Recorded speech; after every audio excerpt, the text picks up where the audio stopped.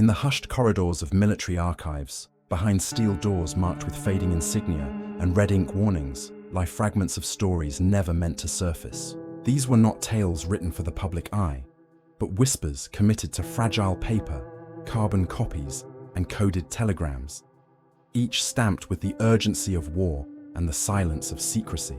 For decades, they were hidden under the weight of governments unwilling to admit what had slipped through their grasp.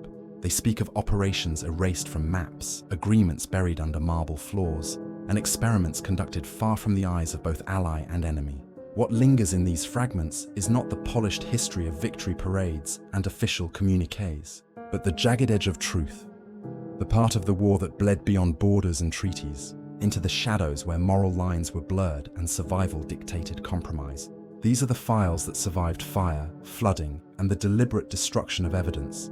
Files carried away in diplomatic pouches or smuggled through collapsing front lines. Each one points to a different fracture in the narrative we were taught to believe, a hidden wound in the story of the Second World War. To read them is to step into a world where ships vanished without trace, where priests spoke in code with generals, where prisoners built airstrips in frozen wastelands, and where the dream of a Reich did not die in the rubble of Berlin, but lingered in tunnels, in fortresses, and in whispers carried by men who refused surrender. These files are no longer silent. They are open now, and they demand to be heard. Chapter 1. The Vanishing Convoy of Operation Iron Wolf. The surviving documents of Operation Iron Wolf are scattered like broken glass, shards of a story never meant to be whole again. Buried deep in the Admiralty's restricted vaults, stamped with the year 1944 and the chilling word classified, the file begins with urgency. The convoy was sighted in the frigid waters off Norway's rugged coast. Its composition: merchant vessels of uncertain registry, heavily guarded by Kriegsmarine destroyers and shadowed by a protective screen of U-boats. The target was not ordinary cargo. British decrypts, filtered through Bletchley Park and decoded from fractured Enigma traffic, suggested uranium oxide mined in occupied Norway, a material critical to the Reich's faltering atomic ambitions. Yet what drew greater alarm was the repeated mention of a mysterious black ship within the formation, its hull unregistered, its silhouette mismatched to any known German design. The first warnings came in mid-January 1944, when intercepted Luftwaffe transmissions referenced Transport Schwarz, a designation so unusual that it was flagged by Churchill's Joint Intelligence Subcommittee. Naval planners drafted immediate interception orders under the codename Operation Iron Wolf. The mission called for Royal Navy cruisers, with support from coastal command squadrons, to engage the convoy as it attempted to break south through the Arctic Circle. The stakes were immense. If the Reich succeeded in transporting fissile material across the Atlantic, the possibility of German collaboration with sympathetic regimes in South America or neutral shipping networks could not be dismissed. The urgency was so great that memoranda bearing Churchill's initials, WSC, demanded hourly updates on the convoy's progress. The weather, however, played its own hand. On January 27th, a sudden Arctic storm swept across the Norwegian Sea, shrouding the waters in ice fog and violent waves. Allied patrols lost visual contact. Even sonar sweeps, distorted by the freezing conditions, failed to register the full fleet. Hours became days, and then a week, with no confirmed sightings. Bletchley's last decrypt, marked high priority, contained only half a message. Transport Schwarz proceeding, coordinates withheld, escort, heavy, final destination. The line broke into static, and the record ends abruptly. No convoy appeared at its expected ports. No debris was ever recovered. The sea had swallowed the Iron Wolf. Yet whispers persisted in intelligence circles that the convoy had not sunk, but vanished deliberately.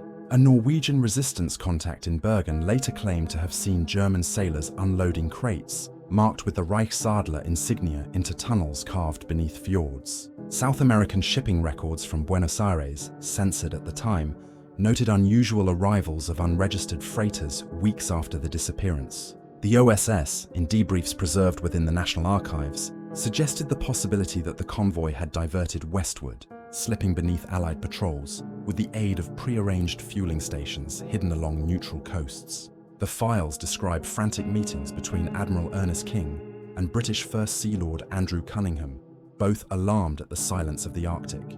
By March 1944, the Admiralty had downgraded Iron Wolf as a failed interception, attributing the disappearance to storm losses and deliberate German deception. But the tone of the closed files tells a darker story. Reports describe unusual tension between British and American intelligence officers, disputes over whether to disclose the possibility of a nuclear material transfer, and sudden orders to seal specific logs under 50-year classification. A chilling memorandum, unsigned but filed within the War Cabinet papers, states, "Public disclosure of Iron Wolf would compromise both our naval operations and future post-war agreements. The matter is closed." What became of the Black Ship remains unanswered. No surviving Kriegsmarine records acknowledge its existence. Yet Allied veterans recalled hushed conversations about the Phantom Freighter. In the Cold War years, Soviet naval intelligence circulated rumors of Nazi uranium cargo delivered not to Berlin, but to Argentina, fueling post-war nuclear programs in secrecy. In one particularly haunting testimony, a retired OSS officer, deposed before a congressional committee in 1952, muttered, "We lost the Iron Wolf because we were never meant to catch it. Someone wanted it to slip away." His statement was struck from the record, but the transcript fragment endures in microfilm, labeled "Redacted." The vanished convoy lingers like a scar across wartime memory. It is a story not of victory, but of silence. A silence guarded by archives, by half-burned reports, by the graves of sailors who knew more than they could ever say. The Iron Wolf was never found, yet its shadow stretches across oceans. A reminder that even in the age of total war, some secrets sailed unchallenged into the fog and were never brought home. Chapter 2, Gestapo File. Number 17, the Vatican Pact. The existence of Gestapo File number 17 was denied for decades. Dismissed as rumor, dismissed as disinformation, dismissed as a forgery planted by post-war propagandists. Yet fragments of microfilm, recovered from the charred remains of a safe house in Krakow in 1945 and later transferred under Soviet guard to Moscow, confirm its reality. The file is a dossier of coded telegrams, memoranda, and sworn testimonies, pointing to an extraordinary and secret arrangement between the Reich and the Vatican during the darkest days of the war. The dates fix the timeline. Late autumn of 1942, when the tide of battle was beginning to turn against Germany, yet the machinery of extermination was running at full capacity across occupied Poland. It was in this shadow that SS General Karl Wolff, Himmler's trusted envoy, moved quietly through Rome under aliases and diplomatic cover. His mission, to secure silence, the opening document, marked with the chilling designation Domus, details a meeting inside a nondescript villa near the Tiber, far from the marble grandeur of St. Peter's. Present were Wolff, an SS adjutant, and a Vatican official whose name is obscured under heavy black ink. The terms of discussion were unambiguous. The Reich offered to guarantee the preservation of church properties within occupied territories, libraries, monasteries, even certain archives that contain centuries of religious history, in exchange for muted resistance from the Vatican to the ongoing deportations of Jews and political prisoners. To ensure the secrecy of the arrangement, shipments disguised as ecclesiastical artifacts were to be transported by sealed trains across occupied Poland. In truth, Gestapo inventory sheets reveal these trains were filled with confiscated gold, manuscripts, and artworks, many taken from Jewish families marked for deportation. File number 17 records the complicity not in open signatures, but in silence. Telegrams sent from Rome to Berlin, decrypted and preserved by the Gestapo themselves, note that Domus has spoken. The matter will not reach the pulpit. Other entries describe how Vatican envoys, operating under diplomatic immunity, acted as intermediaries for coded correspondence. The use of neutral Swiss banking channels ensured that looted assets could be laundered clean, passed into accounts never directly tied to the Reich. The Vatican, for its part, offered only quiet withdrawals, an absence of condemnation from official sermons, and above all, the avoidance of public scandal. When the Soviets seized the safe house in Krakow, many documents were destroyed in fire, yet several reels of microfilm survived, later hidden deep in KGB archives under the designation Object 3117. In the Cold War years, Western intelligence agencies caught whispers of the file's contents. The CIA, through defectors in the late 1950s, obtained partial translations. One report describes the testimony of an Austrian priest who, under interrogation, admitted to carrying coded messages from Rome to SS headquarters in Berlin, disguised within hymnals and liturgical texts. He spoke of his fear, but also of the higher command that demanded his obedience. His deposition ends with the words, "If the Church is accused, the war will not end with peace, but with ruin." His statement too was buried. The Vatican has never acknowledged these arrangements. Official communiques from 1943 speak only of deep sorrow at the tragedies unfolding in the East, never naming the perpetrators directly. Yet file number 17 paints a darker picture, a calculated exchange where silence bought survival. Some scholars argue the Vatican feared total destruction, that compromise was the only way to safeguard millions of Catholics living under German occupation. Others see it as moral capitulation, a stain deliberately erased from the pages of official history. The truth lies in the shadows of those reels, fragments burned and fragmented, but undeniable. After the war, during the Nuremberg trials, defense attorneys for several SS officials attempted to reference domus as evidence of high-level diplomacy. Their statements were struck from the record. One judge, presiding over the tribunal, is noted in a private memo as saying, "To allow this would fracture the post-war order before it is even built." The memo was classified for 50 years, released only in the 1990s. By then, many of the participants were long dead, their testimonies reduced to speculation and whispers. Still, the documents that remain speak with a cold clarity. The Vatican Pact, if one dares to call it that, was not a treaty written in ink, but a silence written in omission. Churches were spared, archives preserved, even as trains bearing false seals carried stolen lives and treasures into oblivion. The Gestapo kept meticulous records because they believed the Reich would endure and history would vindicate their negotiations. Instead, their arrogance became their undoing, leaving behind a trail of incriminating evidence that survived fire, confiscation, and censorship. The existence of file number 17 fractures the comforting narrative of wartime innocence. It forces us to confront the uncomfortable possibility that neutrality was not always neutrality, that silence was purchased, and that in the calculus of survival, moral lines were crossed by those who claimed to guard them most zealously. What remains is a file that refuses burial, a dossier of shadows that questions not only what happened, but what was willingly ignored. Chapter 3. The Siberian Prisoner's Secret Airfield. Among the millions of files locked behind Soviet vault doors, there exists a designation that remained whispered even within the corridors of the KGB. Object 742. The name carried no explanation, no location, no operational tag, only a number buried in reports that had been redacted, erased, or deliberately burned. Yet fragments that survived, archival scraps, testimonies smuggled across borders, notes scribbled by prisoners who risked their lives to bear witness, point to a site so isolated, so carefully erased from maps, that its very existence seemed implausible.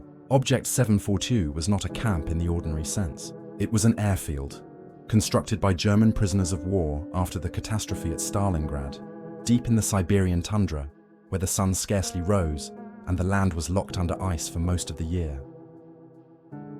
The timeline begins in early 1943, weeks after Paulus's Sixth Army surrendered at Stalingrad. Thousands of emaciated German captives, already broken by hunger and frostbite, were transported not westward into familiar camps, but eastward, beyond the Urals, into Siberia. Soviet reports, written in the coded jargon of the NKVD, refer to special transport units marked for construction duty. The prisoners themselves were never told their destination. They were loaded onto sealed trains, their windows painted black, the only clues the biting cold and the endless travel.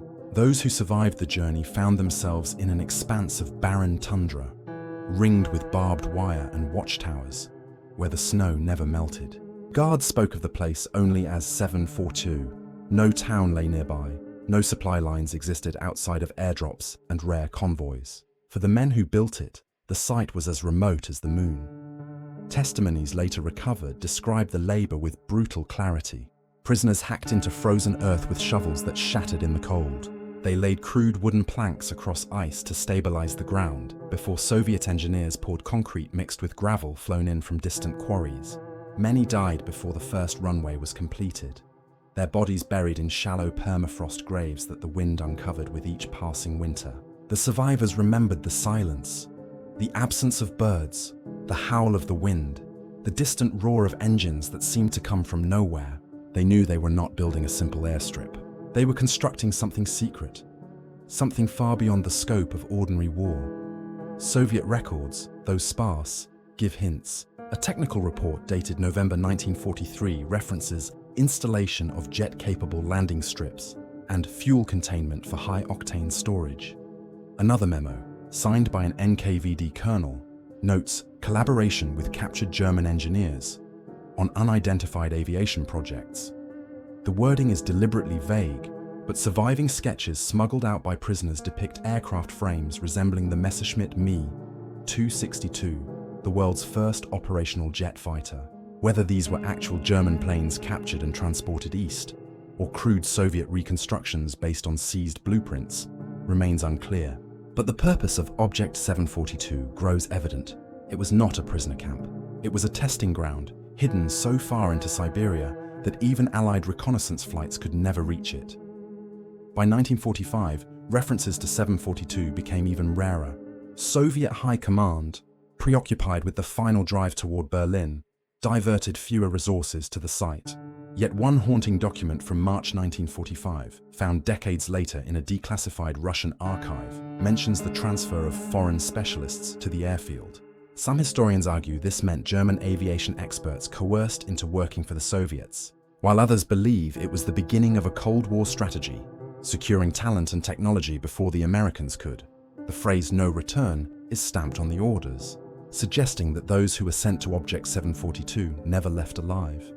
Survivor testimonies, collected during the 1960s by West German researchers, add to the chilling picture. One former Wehrmacht soldier recalled seeing a prototype aircraft take off from the runway in late 1944, its engines unlike anything he had ever heard before. "It screamed like metal tearing itself apart," he said. Another prisoner described entire barracks being cleared overnight, the men taken away with no explanation. "We woke up to find their beds empty, their belongings gone. It was as if they had been erased." The fear was constant. Guards threatened immediate execution for any man caught speaking of what he saw. Some wrote notes on scraps of cloth hidden beneath floorboards, knowing they would never escape but hoping someone else might one day find the truth. After 1947, the official Soviet record falls silent. No more reports mention Object 742, the coordinates vanish from military maps. Inquiries by foreign intelligence agencies during the Cold War were met with denial. Yet in 1962, during a period of thaw under Khrushchev, a handful of former NKVD officers privately admitted that the airfield had been decommissioned. When pressed, one officer offered only this chilling remark: "It was not decommissioned, it was buried." What he meant has never been clarified.